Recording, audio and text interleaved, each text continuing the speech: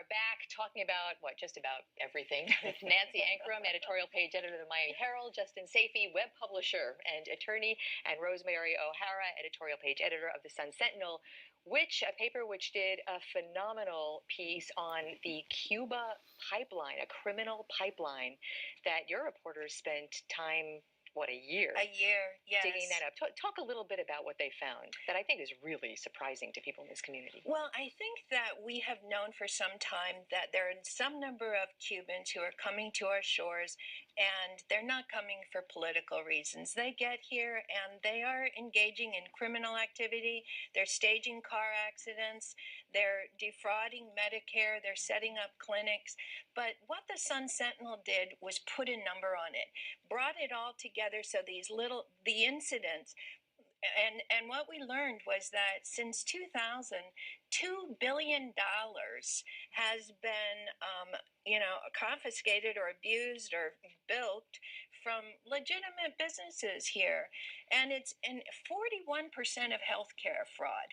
41% of healthcare fraud is committed by a sliver of this population that represents less than 1% of our population. You know what I think is so frustrating to people is they're taking advantage of an immigration law that clears the way politically for them to be here and for people who need to be here politically, and that's very frustrating. Right, exactly. And it also just shows how easy it is to bilk here. Mm-hmm. We make it easy in just too many ways.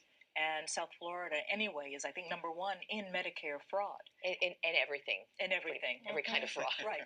Identity theft fraud, Medicare fraud. Right. Justin, you from your legal perch, how is it so easy for a segment of the population to just systematically get away with something? Well, it shouldn't be this easy, and kudos to the Sun Sentinel for doing the piece. And I think, as Rosemary said, this law that was passed in the 1960s is now being abused. I think the other interesting finding from that story was the level of sophistication of these criminal enterprises and some of the links that were made that the Sun Sentinel found to Cuban intelligence officers. And I think that President Obama and Secretary of State Kerry should immediately launch an investigation to find out whether or not the Cuban government was in fact behind these criminal enterprises, because that obviously should impact President Obama's stated goal of trying to improve relationships between the two countries.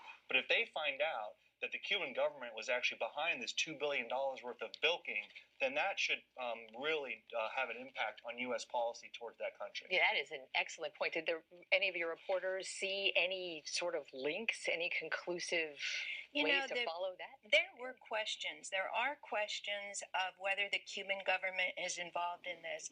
And while there were some episodes, some little pieces of evidence, they did not find that the government was masterminding these number of people coming over here, taking advantage of a humanitarian law and coming and ripping us off. So, with all that's happened in the news lately, with, as you brought up, President Obama's wanting to warm up relations, and then, of course, what happened in Cuba, a bit of a crackdown, this is something that is very serious at the moment to really explore. Well, the window is open. What happened on December 17th when President Obama said he wanted to normalize relations is open a window. So let's talk about our policy toward Cuba.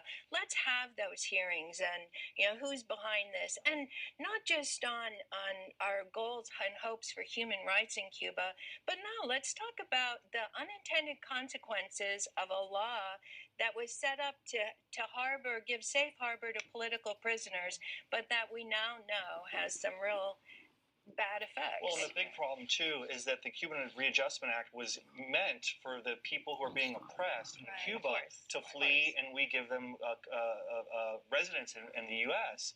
But the problem is there's a lot of those people are now traveling back and forth. Shuttle service. And they're going back and forth, and they're the ones, some of these ones are the ones that have been engaged in some of this behavior. There was a proposal 2 years ago in Congress to limit that, to basically only allow, if you come here and if you have residence under the Cuban Readjustment Act, you are not allowed to go back to Cuba unless you become a U.S. citizen. That would have, I think that would have a very positive impact on preventing a lot of this Exactly. fraud. I mean, part of the reason this is happening is because they are allowed to go back and forth after they've been here a year, and that's political persecution. And because they're trying to escape political persecution, but they're going back and forth. And because they can go back there, they take the money with them, and they live the high life. And there's nothing we can do. So We can't go arrest them. It's a parallel universe. Yeah. Well, they live the high life, and the Castros are very happy. And who right. knows if Fidel has died or not, because we hit the yeah, I last haven't clue. heard. All right, real quickly, Okay, this week, was it yesterday?